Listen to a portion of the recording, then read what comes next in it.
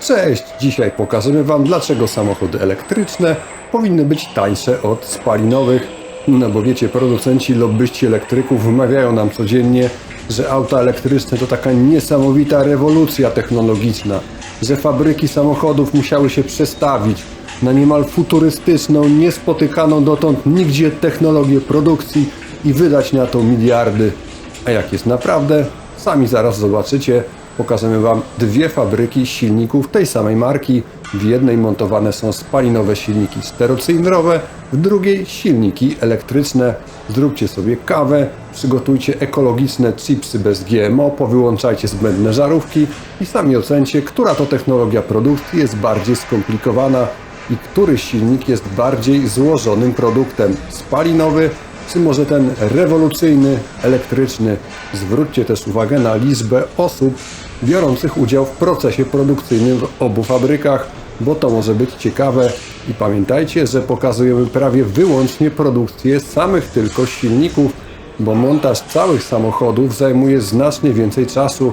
Jeżeli chcecie poznać moją skromną rekomendację na temat tego, czy dziś lepiej kupić auto elektryczne czy spalinowe, to po komentarz zapraszam za jakieś 10 minut, a teraz zostawiam Was sam na sam z widokami i odgłosami z fabryk samochodów.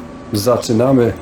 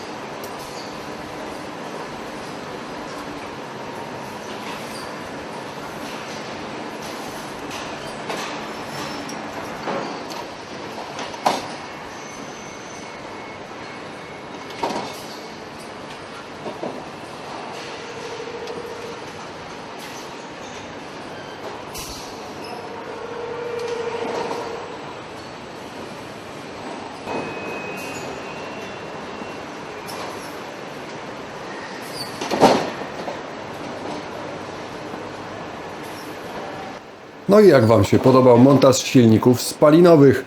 Bardzo duża liczba elementów, mnóstwo roboty i ludzie, którzy nadal muszą wykonywać czynności wymagające wyczucia. To teraz dla odmiany czas przyjąć pozycję medytacyjną i zobaczyć, jak wygląda montaż silników w fabryce samochodów elektrycznych. Skupiamy się na oddechu i jedziemy.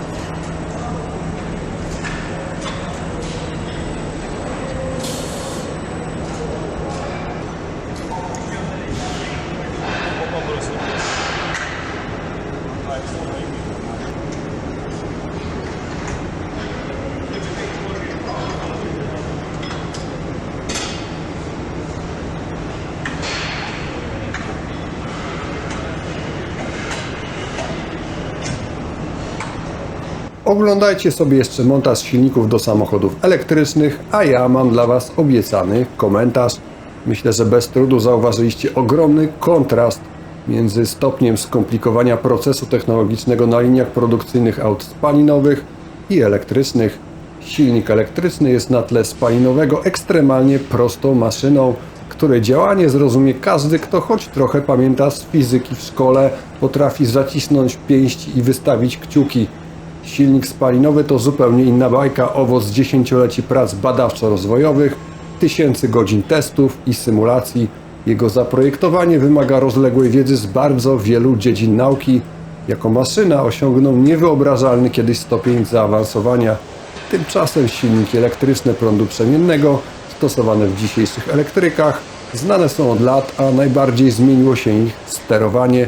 Koszty produkcji redukuje tania i szeroko dostępna elektronika mocy, a ogromnej wiedzy teoretycznej dostarcza choćby doświadczenie z produkcji tramwajów czy lokomotyw elektrycznych. Najdroższy element samochodu elektrycznego to wielki i ciężki zespół akumulatorów, montowany zazwyczaj pod podłogą samochodu. Tam, gdzie auto spalinowe ma tani, prosty, pusty w środku bak na paliwo, elektryk musi mieć kosztowne ogniwa elektryczne. Ma też zasięg bardzo mocno zależny od ceny samochodu. Chcesz jeździć dalej? Zapłać więcej. A jak już zapłacisz więcej, to będziesz jeździć cięższym autem, czyli marnować więcej energii i emitować więcej cząstek stałych z opon. I teraz obiecana odpowiedź na pytanie, czy kupiłbym sobie auto elektryczne, jeżeli chciałbym wykazać się postawą świadomą ekologicznie i poszanowaniem zasobów planety, to na dzisiaj jeszcze nie. Zakup elektryka w Polsce oznacza dziś dorzucanie większej ilości węgla do pieców w elektrowniach, a nie jesteśmy jedynym krajem pozyskującym energię elektryczną z węgla. Do tego pierwiastków ziem rzadkich jest za mało, żeby zaspokoić popyt, a warunki i etyka ich wydobycia nadal budzą wątpliwości. Owszem, elektryk lokalnie nie emituje spalin, czyli w mieście w pewnym stopniu obniża stężenie tlenków azotu i cząstek stałych, ale globalnie to wszystko i tak trafia do atmosfery, tyle że nie z rur wydechowych samochodów, a z kominów elektrowni.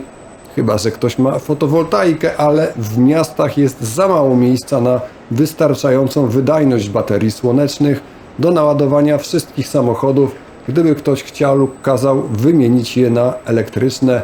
Co mogę zaproponować?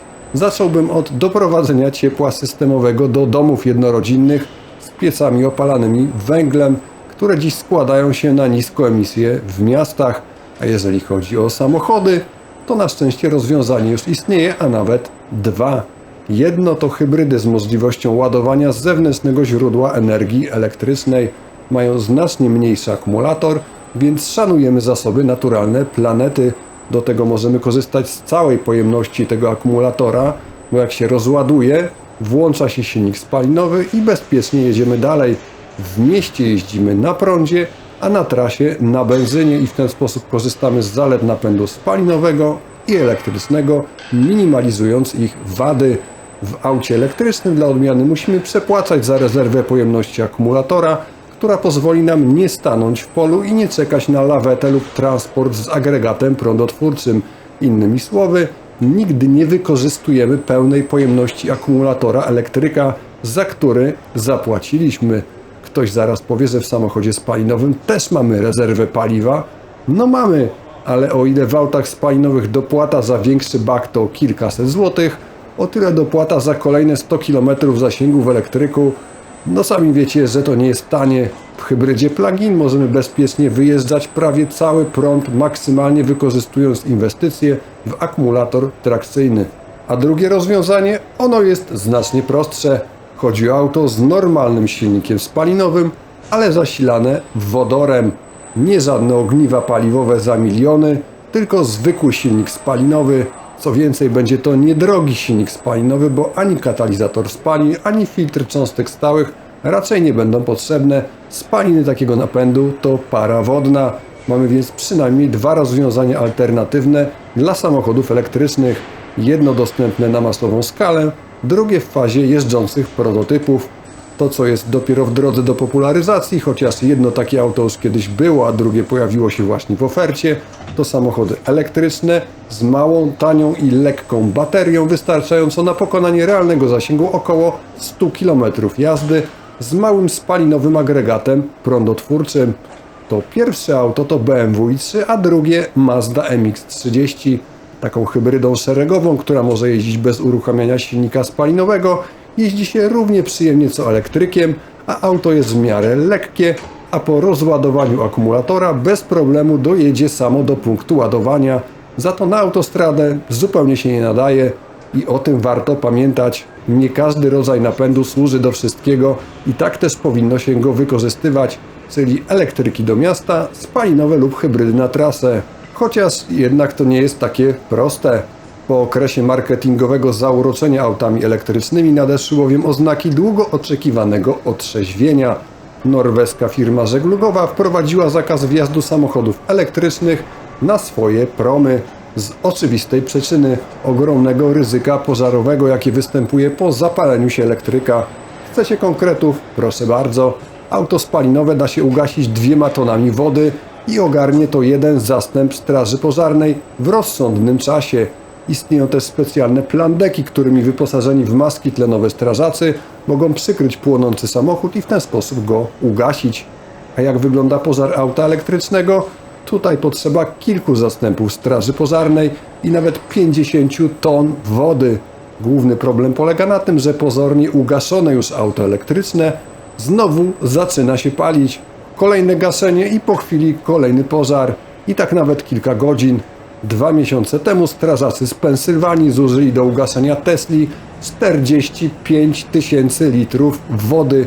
W niektórych krajach do gaszenia elektryków służy ciężarówka ze specjalną wanną z wodą, której za pomocą dźwigu topiony jest płonący pojazd elektryczny. Tylko jak wjechać kilkoma wozami strażackimi na prom morski albo dźwigiem? A może zamontować na pokładzie samochodowym suwnicę, która by łapała płonące auto elektryczne z pomiędzy innych zaparkowanych samochodów i wyrzucała je przez tylną klapę wjazdową do morza. Może to i brzmi groteskowo, ale zapewniam, że temat nie jest ani trochę zabawny. A może chcecie kupić elektryka, żeby móc nim wjeżdżać do czystych stref w miastach? W sumie to rozsądne, bo w Polsce już wiadomo, że będzie ich przynajmniej 4. Super, ale co zrobicie, kiedy właściciele obiektów handlowych, spółdzielnie mieszkaniowe i wspólnoty zaczną zabraniać, moim zdaniem słusznie, parkowania aut elektrycznych w podziemnych parkingach? Ja na przykład nie chciałbym mieszkać w budynku, którego podziemnym parkingu parkują auta elektryczne. Aha, i jeszcze jak wtedy dojechać na zakupy do ulubionej galerii handlowej, gdzie nie ma parkowania na wolnym powietrzu? Wybór należy do Was. Ja bardzo lubię jeździć samochodami elektrycznymi, jednak jeżeli poza miastem, to tylko na dystansach nie przekraczających połowy zasięgu i gdy na mecie czeka tanie, nocne ładowanie, ale nie w domowym garażu. Elektryki są modne, ciche, drogie i szybkie, czasem nawet tak szybkie, że ich osiągi dobrym kierowcom do niczego nie są potrzebne, poza czystą zabawą i marnowaniem energii. Mam nadzieję, że te 2 filmy plus mój komentarz dadzą Wam choć trochę do myślenia. Jeżeli uważacie, że auto elektryczne jest dla Was, nie ma sprawy, kupcie je, ale chociaż spróbujcie dokonać tego wyboru świadomie i działać przy wykorzystaniu wiedzy, prewencji, rozsądku oraz mądrej, analitycznej ekologii, a nie tylko pod wpływem zauroczenia reklamą, gdzie ładna pani wsiada z ładnym panem do ładnego samochodu na tle bezchmurnego nieba z wiatrakami w tle. Oboje szczęśliwi z zakupu i uśmiechnięci, bo ktoś im za to zapłacił. I ja też się teraz do Was uśmiechnę, ale mi nikt za to nie płaci. Cześć!